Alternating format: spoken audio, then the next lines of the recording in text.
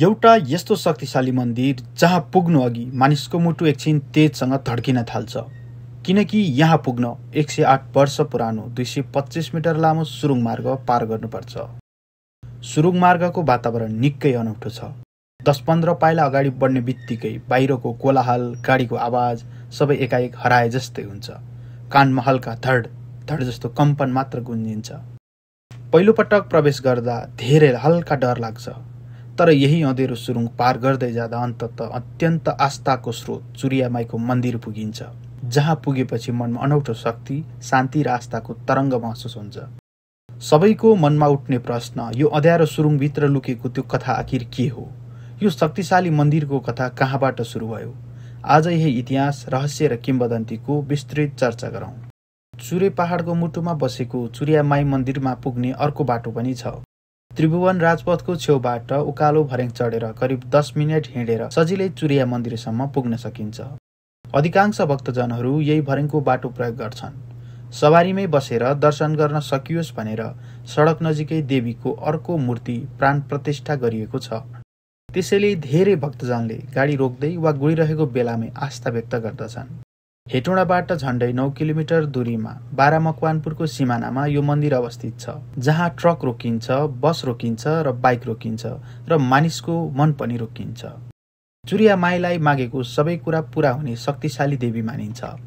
वैज्ञानिक रूपमा जे सुकै होला, तर नेपाल विश्वासले बाँच्ने देश हो। नयाँ सवारी खरिद गर्दा, व्यापार सुरु गर्दा वा साना ठुला शुभ कार्य गर्नु अघि यहाँ पूजा गर्ने परम्परा छ। यी देवीलाई विशेष गरी यातायात व्यवसायीहरूले अत्यन्त मान्ने गरेको पाइन्छ। कतिपय सवारी साधनमा चुरियामाईको आशीर्वाद जस्ता लेखनहरू देख्न सकिन्छ।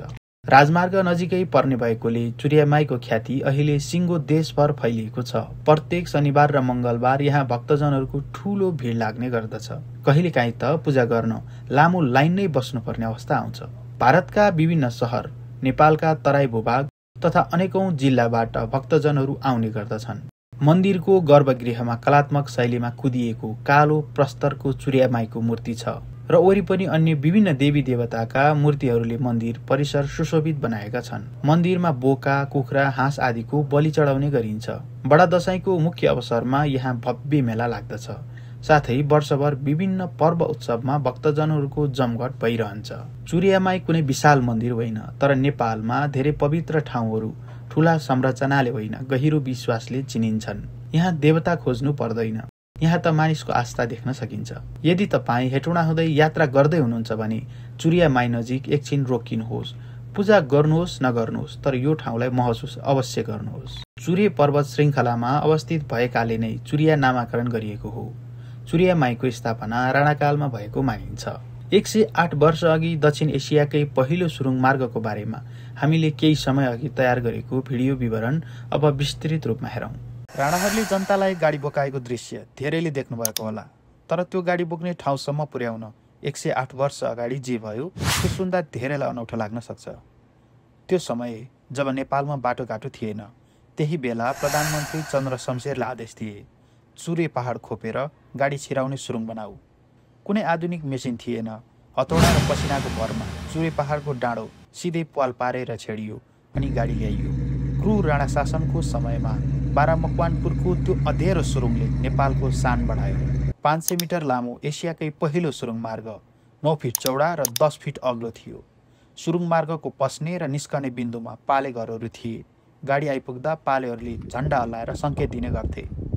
राणाकालमा रक्सोलबाट अम्लेखगञ्जसम्म रेल चल्थ्यो, तर अम्लेखगञ्जदेखि हेटौँडा हुँदै ढिम्फेदी पुग्ने बाटो पनि निकै कठिन थियो। चुरे पहाडमा ठाडो उकालो, घुमाउरो बाटो बनाउनुको साटो राणाहरूले अर्को उपाय सोचे, सिधै पहाड छेडेर सुरुङ मार्ग बनाउने। सुरुङ बन्ने बेलामा स्थानीयहरूले गीत पनि बनाएका थिए, हाम्रा राजा क्या अकलधारी ल्याए मोटर चुरेमा भङपारी। यो सुरुङ चुरे पर्वत श्रृङ्खलाभित्र पर्ने भएकाले यसलाई चुरिया सुरुङ नाम दिइयो। 100 वर्ष अघि नेपालमा सुरुङ मार्फत गाडी चल्थ्यो भन्दा विश्वास गर्न कठिन हुनेहरूको लागि हेटौँडा बजारबाट करिब 9 किलोमिटर दक्षिणमा बारा र मकवानपुरको सिमानामा राणाकालमा बनेको सुरुङ मार्ग अहिले पनि देख्न सकिन्छ। सुरुङ मार्गबाट विक्रम सम्वत 2020 सम्म सवारी साधन सञ्चालन हुँदै आएको थियो। विक्रम सम्वत 1974 सालमा सुरु गरिएको चुरिया सुरुङ बन्न 2 वर्ष लागेको थियो। त्यो समयमा मालवाहक र साना सवारी साधनहरू चलाउन सकिने आकारमा सुरुङ बनाइएको थियो। मानिसहरूले हाते औजारको प्रयोग गरेर पहाड नै खोपेर बनाएको सुरुङमा चुनासुर्की प्रयोग गरिएको छ। सुरुङ मार्गको दुवैतर्फको भित्तामा लहरीसँग ढुङ्गाहरू राखिएका छन् र खोपाहरू कुदिएका छन्। सुरुङमा माथिबाट माटो नभासियोस् भनेर फलामको डन्डी, काठ र सिमेन्ट जस्तै लाइम कङ्क्रिट प्रयोग गरिएको छ। राजमार्गको तर्फबाट प्रवेश गर्दा यो सुरुङ चुरियामाई मन्दिरमा निस्कन्छ। विक्रम सम्वत 1974मा चुरिया डाँडामा सुरुङ खन्ने क्रममा तत्कालीन राणा प्रधानमन्त्री चन्द्रशमशेरको सपनामा देवीले मेरो मार्गमा सुरुङ नखन्न भनेपछि कुनै अप्रिय घटना नघटोस् भनी हाल सुरुङको मुखभन्दा दक्षिणतर्फ मन्दिर स्थापना गरेर सुरुङ खनिएको किम्वदन्ती छ। उक्त सुरुङले त्यति बेला नेपालको जनजीवन निकै सहज बनाएको थियो। काठमाडौँ लैजाने सबै सामान अम्लेखगञ्जसम्म रेल मार्फत ल्याइने र त्यही सुरुङ मार्ग हुँदै चल्ने गाडीले बिम्फेदीसम्म सामान पुर्याइन्थ्यो। काठमाडौँसम्म पुग्ने सडक नभएकाले बिम्फेदीबाट भरिया लगाएर काठमाडौँसम्म सामान पुर्याइन्थ्यो र यही बिम्फेदीबाट राणाहरूले चढ्ने गाडी पनि भरियाले बोकेर काठमाडौँसम्म पुर्याउँथे। सन् 1950 ताका नेपालको खानीसहित भौगर्भिक अवस्था अध्ययन गर्न स्विस भूगर्भविद टोनी हेगन नेपाल आएका थिए। टोनी हेगनले जब नेपालमा पहिलो पटक यो सुरुङ देखे उनी अचम्ममा परे। आफ्नो पुस्तक द हिमालयन किङडम अफ नेपालमा यो सुरुङ एसियाकै पहिलो मानव निर्मित सुरुङ हुन सक्ने बताएका छन्। भारतमा समेत सुरुङ नबनेको अवस्थामा नेपालमा यस्तो सुरुङ देख्दा आफू खुसी भएको कुरा पुस्तकमा उल्लेख गरेका छन्। यो सुरुङ मार्ग हाल प्रयोगमा छैन। सुरुङ मार्गबाट विक्रम सम्वत 2020सम्म सवारी साधन सञ्चालन हुँदै आएको थियो। प्रजातन्त्र पुनर्स्थापनापछि त्रिभुवन राजपथ बन्यो। त्यसै क्रममा यो सुरुङ मार्गको बीच खण्डमा विस्फोट गराएर भत्काइयो र त्यसैमाथि सडक बनाइयो। विभिन्न अन्तर्राष्ट्रिय पुस्तकहरूमा समेत चर्चा गरिएको यो सुरुङ विगत कयौं दशकदेखि अलपत्रमा थियो। सुरुङ मार्गको सुरुमा 500 मिटर निर्माण गरिएकोमा हाल 225 मिटर मात्रै बाँकी छ। भूकम्पपछि यो सुरुङ मार्ग थप जीर्ण बन्न पुगेको थियो। मर्मत सम्भारको अभावमा पुरिएर अवरुद्ध बनेको सुरुङ मार्ग जीर्णोद्धार गरिएको छ। सुरुङभित्र सरसफाई गरिएर बत्तीसहित खुल्ला गरिएको छ। अहिले सुरुङ मार्गभित्र बत्ती पनि जडान गरिएको छ र पर्यटकहरूले टिकट काटेर घुम्न सक्ने व्यवस्था पनि गरिएको छ।